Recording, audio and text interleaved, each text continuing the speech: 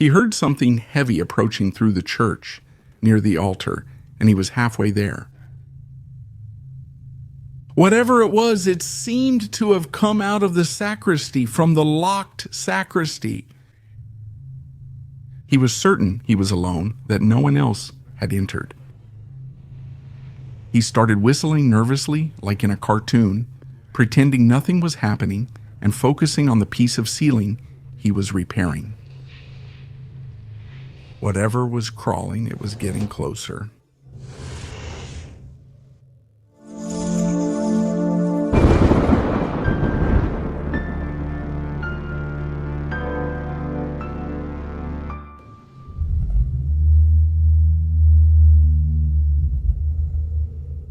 Very good evening to the best community on the internet, to the Relatos de la Noche community. It's a great pleasure to welcome you back to this dark corner lit by just a few candles. Find a place to sit and please make yourselves comfortable, because we're about to dive into one of the real horror stories experienced by the community. I truly hope you're in the best mood to get scared, and if not, let me remind you that this is a chance for you to forget about any worries, at least for the next few minutes, because none of that belongs here. I ask you to focus on how the following story makes you feel, to build each scene in your mind and let yourself go, but not completely. There's always the possibility that this time you'll listen to us just for entertainment, but next time you could be the protagonist of Night Stories.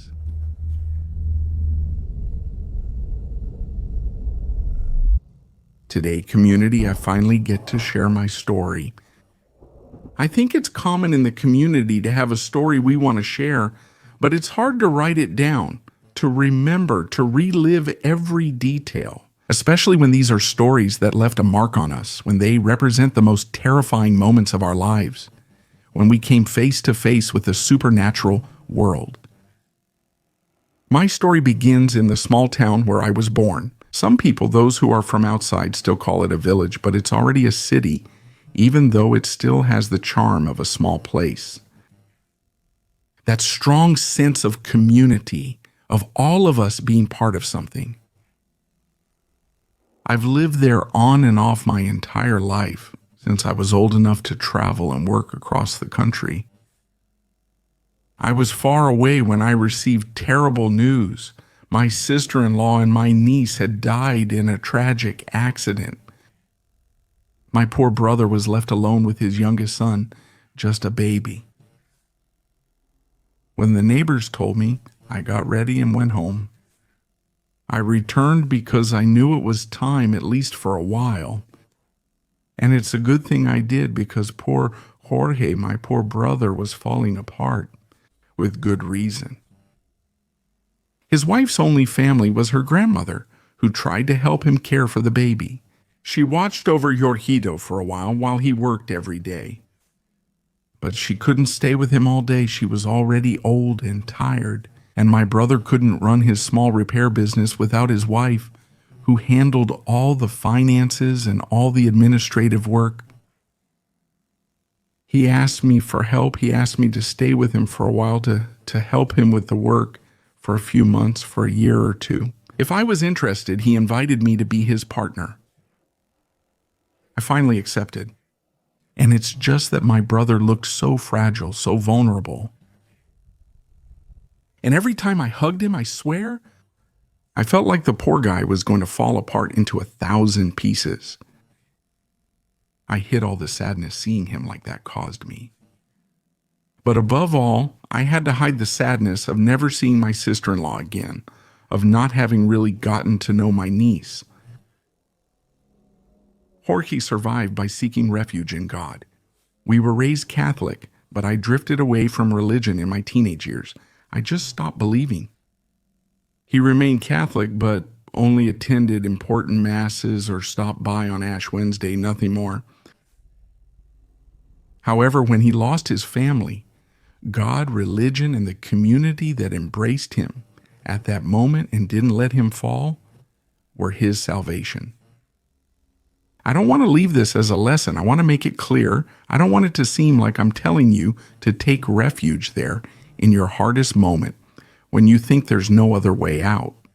I'm just sharing my brother's experience, his decisions, which might be very different from the ones I would have made. He used to ask me to go with him, to go to Mass with him. But that wasn't my idea of spending a free afternoon, not after a day of such hard physical work like the one we had there. And I only got the courage to go to church one day when he told me he needed my help. And, well, I had no choice. I had to go. I did everything for my brother. I returned to that church, which was very different from the one I visited as a child. It was a Tuesday afternoon Mass. I remember he was already there waiting for me. The street leading to the church seemed very peaceful to me, quiet, full of peace, completely deserted, perhaps even forgotten. The warm light coming from the church called to me as if I were a moth is drawn to a flame. When I approached the courtyard, I understood a bit of the tranquility it gave my brother Jorge. You could feel it. You could breathe it in. When I went in, the few people attending the Mass fell silent. Everyone turned to look at me. They called me over to come closer. I soon realized that the Mass was already over and what they were having now was some kind of meeting. The church was badly damaged by the storms that had hit the city. It was already leaking everywhere. They held a fundraiser to repair it, but still lacked enough funds. My brother told them he could do it for that price and wouldn't charge for labor, and he could help with some of the materials, but he definitely couldn't do it alone. A couple of people from the community were already working with my brother's help on the outside part. The hardest part was repairing and restoring the beams inside, which they weren't familiar with. That would definitely need me. He told them that they had to ask me directly, that he had already asked too much of me, and that he couldn't also ask me to agree to donate my work. The priest was very kind. He promised me that they would pay me the rest. He said he hoped to gather a bit more in the coming weeks, but that it was essential to repair it right away, to start practically that very night. We had only a few days before another storm hit us, one that could already be felt in the air. For that very reason, we couldn't delay the other work we did during the day, and because of the urgency, we would have to work at night. They would be days with practically no sleep. But it was important for the church to be able to become a refuge again. Many people were going to need it. They always did. And how could we say no to that? I told them not to worry about raising the rest, that I would also donate my work. And maybe at that moment, I wasn't seeing the church as a religious institution, but as a shelter, a place where many sought refuge, both physically and spiritually in those days. We went to the office for what was necessary. Jorge went to his house to let his wife's grandmother know that he would have to stay at work, but that later a lady from the church would come to help her. I went back home alone, and that's when I knew something would be different. The calmness of the street when I arrived had now turned into desolation. The few houses on the street looked abandoned. The clouds weren't storm clouds yet, but they made everything dark. The light coming from the church door illuminated a figure standing in front of it. It looked macabre, like a figure straight out of a horror story illustration. I slowly drove the truck closer, as if something was telling me not to go any further. I remembered a warning from my father that, after what I'm about to tell you, you'll understand I should have followed. Never go into a church at night.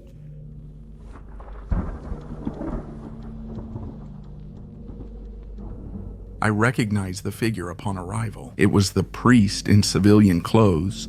He appeared calm, waiting outside the empty church. "Thank you for coming, young man. Before you get to work, please allow me to offer you something for dinner. Working on an empty stomach isn't good. We don't have much, but at least so you don't go hungry, we'll find something," he told me. I thanked him and accepted. The priest gave me a good feeling, something very different from the church, dimly lit behind him. I didn't understand why. We walked to a kind of event room next door, small, and you could also see the damage from the rains. He saw me looking at the ceiling and said they'd do that later since the church was urgent. He served me dinner and told me something that already felt odd then. He said, "I'll be close by in case you need anything. I live over there, in a little house less than 100 meters from here. Sometimes, on dark nights like this, it will seem like there's nothing over there, that you're abandoned in a sea of darkness, but the little house is there. In that direction, I repeat, please, if anything happens, don't hesitate to let me know." I mean, I understood the kindness, but anything at all? What did he mean? What could happen to us while we were working on the repairs inside the church? Anyway, I appreciated it. The priest left another plate of food served before saying goodbye. I noticed he was stalling, that he was waiting for my brother to arrive so he wouldn't leave me alone. But I told him not to worry, that I could start myself, that I had already done many repairs like that. "Yeah, right? It's okay, son. Anyway, I'll stay here for a bit cleaning up." She started tidying up some things in the living room, and I went out to head to the church. I got to work. I didn't want to pressure my brother. If he wasn't here yet, it was likely because of the baby. He arrived later, but without equipment. He had assumed I would bring his, so he went back to our office, which wasn't very far from there. Anyway, I had seen him on one of those bad days, when sadness weighed on him more than tiredness. That was part of my job, or at least that's how I had taken it. I was going to work twice as hard when necessary and cover for my brother when I saw him that down, but it was rare. That day I had seen him really excited to go help at the church, and suddenly he just shut down as soon as he came in and saw me. I was already alone on the church steps when I saw the priest pass by the altar. I heard him open a door that was on the left side. It led to a sort of small office where apparently they kept things for the ceremony. I kept working, and after a moment I saw someone else walk by. I couldn't turn around in time, but it seemed to me like it was a lady with a shawl, all covered up with her hands on her chest, who walked by hunched over, kind of bent, to also go to the office. I heard them talking, and I was surprised that they were still in the church so late, but then I thought maybe they wanted to be present while we worked. So I just continued with my work. There was no way to finish on time if I didn't work every moment I was there, making up for my brother's low spirits. So it was 11:30 at night when I heard my brother arrive.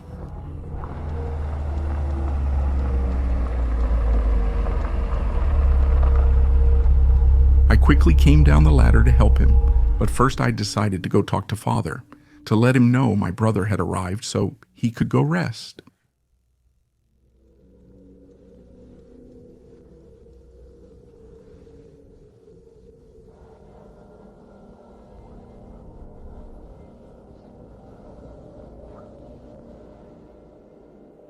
The door was ajar, but I didn't dare go in. I just spoke from outside. "Father, excuse me, may I come in?" They kept talking. It seemed like they hadn't heard me, so I got closer, standing at the edge of the door, about to push it open. "Father?" They went silent as soon as I knocked. I apologized, thinking they might have been discussing something important. I knocked again. Suddenly I felt everything get very cold. I couldn't tell if the temperature changed or if fear affected my body. But maybe that's why I dared to open the door to take a look. There was nothing and no one.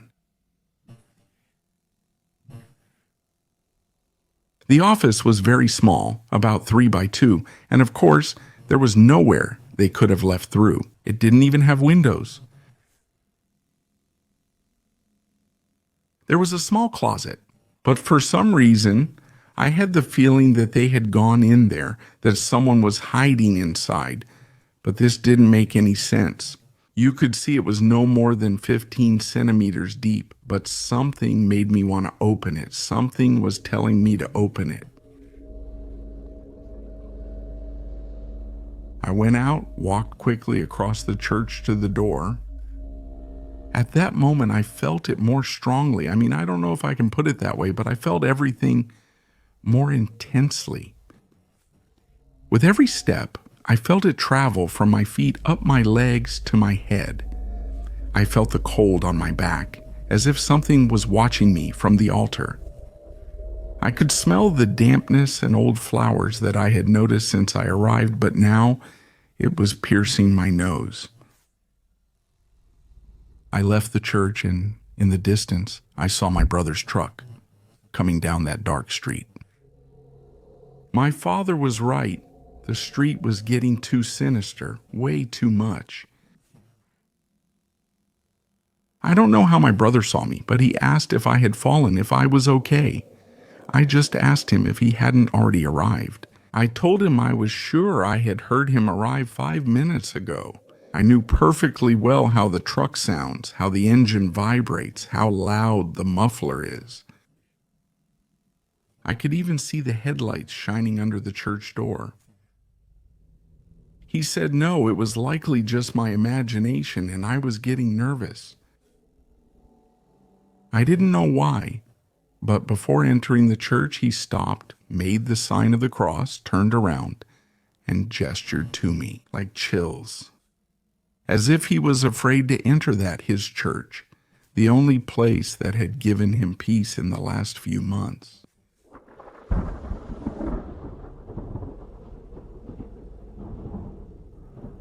We worked normally for the rest of the night before going to rest. A little before 3, when we were leaving, I saw that at his house, Father turned on the light and waved to say goodbye, as if he had been waiting for us to leave.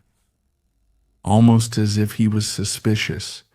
And at that moment, I thought he was suspicious of us. But I think I was wrong. He just wanted to make sure we left safely. The next day, as you can imagine, I went to work a little nervous. All day, while doing my tasks, I was afraid of the night coming, afraid of going back there. I know that for many people, this might seem like something almost insignificant. Some people have seen worse, but I had never experienced anything like that. The closest thing I had ever experienced to something paranormal, that's why what I went through terrified me. It made me feel like anything could be possible. That even the scariest things our parents ever told us about the house where we grew up, things I found out about as a teenager and always made fun of because my parents were very gullible, very suggestible, very easy to fool. All that night while I was working, I kept hearing a conversation again, voices that seemed to come from the office. But there was no one there. The door was open, and I could see that no one was inside. At one point, I went to the bathroom to the event hall next door, where Father would give us dinner. And when I came back, I found Father a bit nervous talking with my brother. As soon as he saw me, he came over and asked if I had opened the door next to the altar. I told him no, that I had found it open just like the day before. He took us then. He showed us the double lock it had. I always keep it locked. There's nothing more important to me than making sure this is locked up tight. I ask you, please, under no circumstances should you go in, and if it gets opened again, no matter what time it is, please let me know. God willing, We can finish as soon as possible."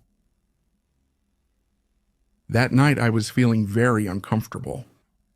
I couldn't stop looking at the door next to the altar, thinking it was going to open at any moment, that something from inside was going to come out. I saw my brother praying quietly, but I didn't want to join.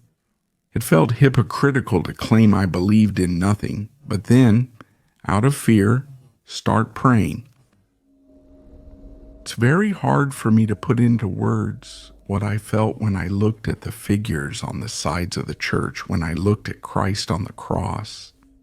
I had the impression that they were watching me, that they moved slightly every time I looked back at them. I swear to you, I swear, it seemed like they were moving a little, just enough for me to notice. I never imagined the first time I felt real terror. It would be surrounded by religious images. It would be in the house of God.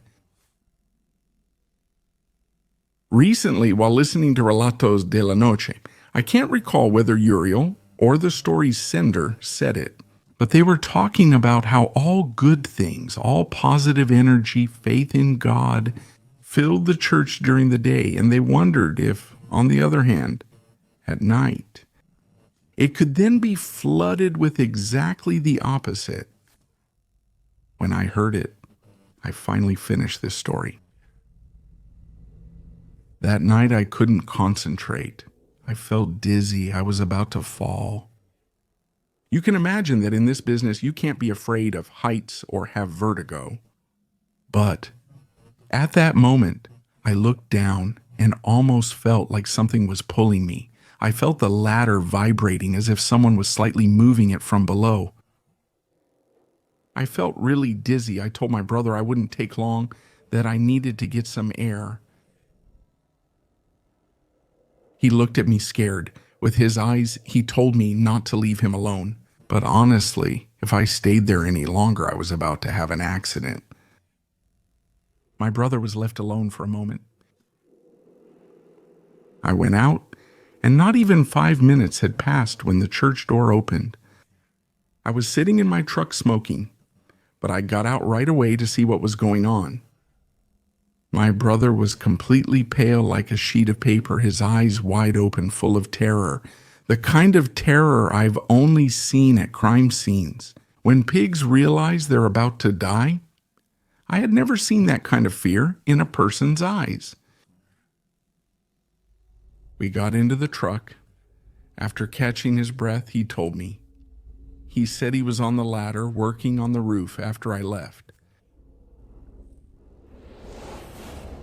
When he heard something heavy dragging through the church near the altar, he was right in the middle. Whatever it was, it seemed to have come out of the office, from the closed door. He was sure it wasn't me, and no one else had gone in there. He started whistling nervously, like in a cartoon, pretending nothing was happening and focusing on the piece of ceiling he was working on. Whatever was crawling, it was getting closer.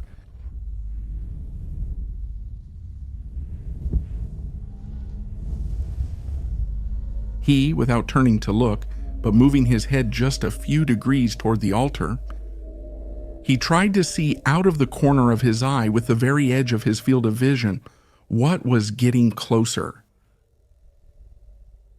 When he was telling me, he paused a long pause and told me that what he thought he saw was as if someone naked was approaching, dragging a cross.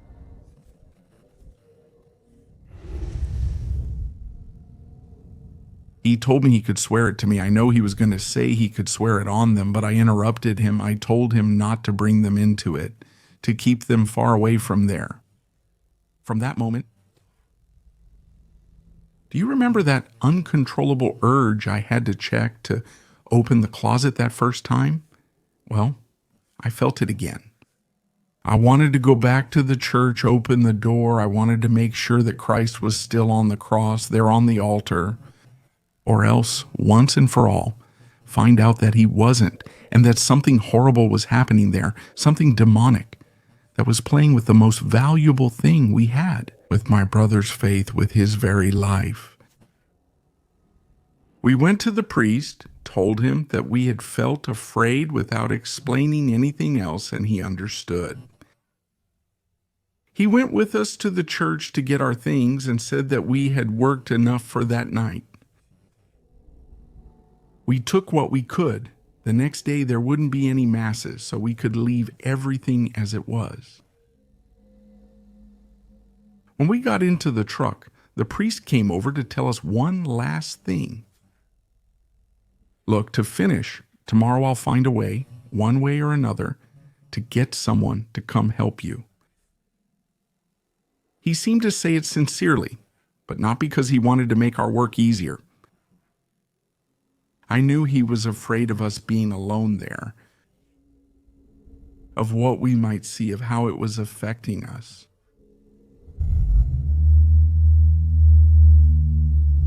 Before we continue, I'm going to ask you to subscribe to Relatos de la Noche if you haven't already. It's extremely valuable to us. It helps us a lot. And if you're in a good mood and enjoying this episode, leave us a comment, a thumbs up, a 5-star rating. Depending on where you're listening to us from, we'd love to hear your opinion, but for now it's time to continue. We don't want to hold this up any longer. Sorry we didn't give you more of a break, more space to breathe tonight. Let's continue.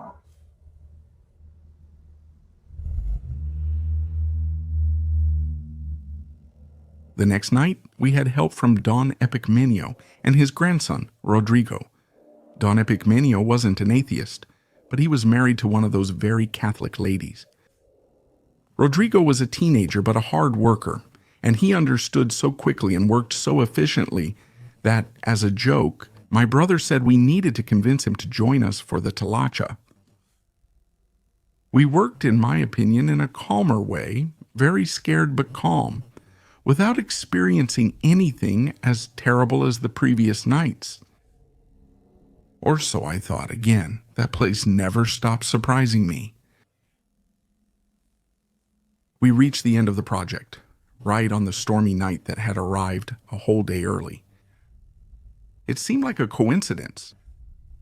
When we were putting things away, we were startled by the crash of lightning that hadn't struck far from there.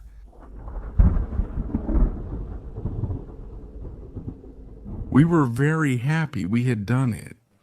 We hurriedly put things away, temporarily, in the event room next door. Don Epicmenio told us that since it was only 1 o'clock and we had worked much later before, we should have a whiskey at his house, which was very close by. I don't know why, but something in his eyes told me he needed company, so I immediately said yes.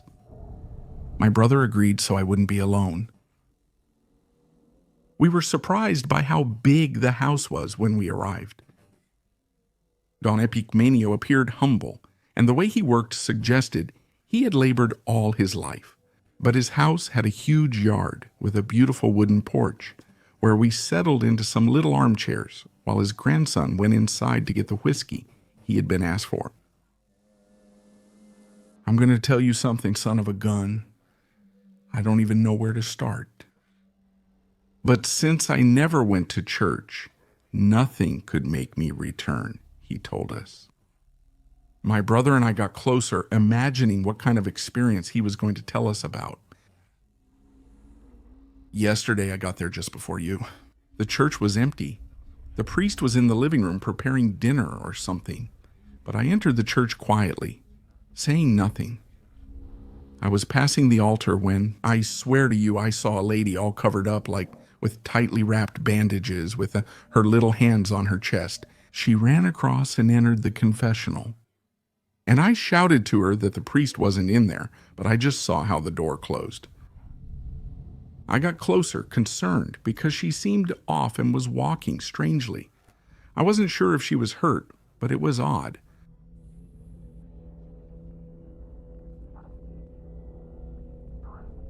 I approached her slowly. I told her she couldn't be there, but she didn't answer me. I asked her if she was okay, if she needed anything. I opened the door because she had gone in there where the priest goes and there was no one. I swear to God, there was no one. You can't imagine how scared I was. I inspected the entire floor, walls, and ceiling, all solid, sturdy wood. I went in too, and I still don't understand why, but something made me go in and close the door.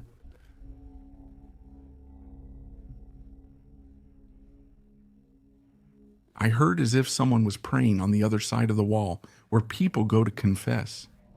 You can't see clearly, and it was dark, but I brought my eye close to the grill to see who was there. Little by little, closer and closer.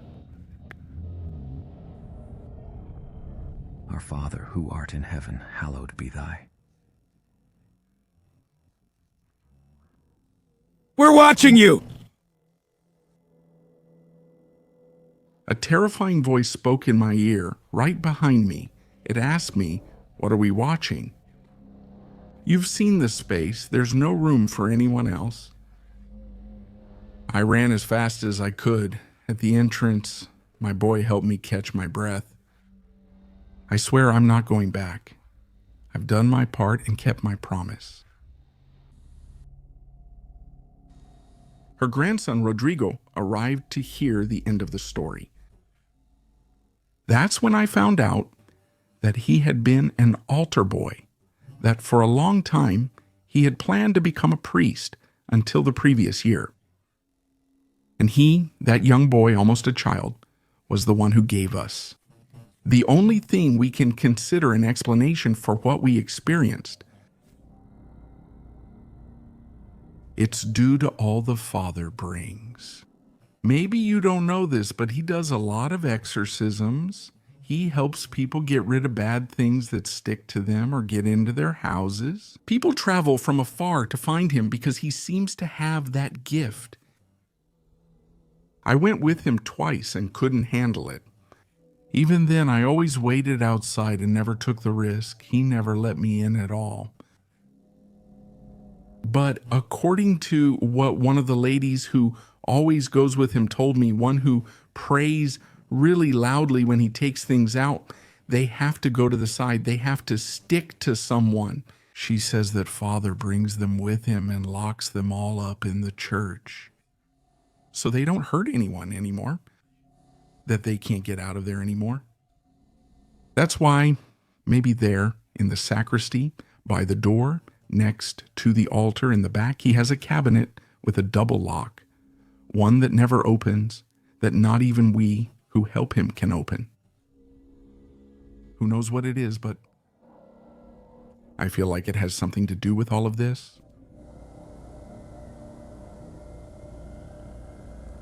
I believed him. I believed everything Rodrigo said, but of course I didn't dare to ask anything else. And I kept going to church. Because of that, I started to believe, but I preferred to go to another one, even though it was farther away. And that's where I found my community. But I wonder if all churches, or maybe some others, at least hide secrets as terrible as that one, if they have those things, those entities or ghosts or devils locked inside them, unable to get out to feed on people's pain, on fear. If they're there, condemned to only manifest at night, I wonder how many parents, those who do this, those who have this power, decide to take evil with them. They decide to carry the dead of others. They decide to carry the dead of their neighbor.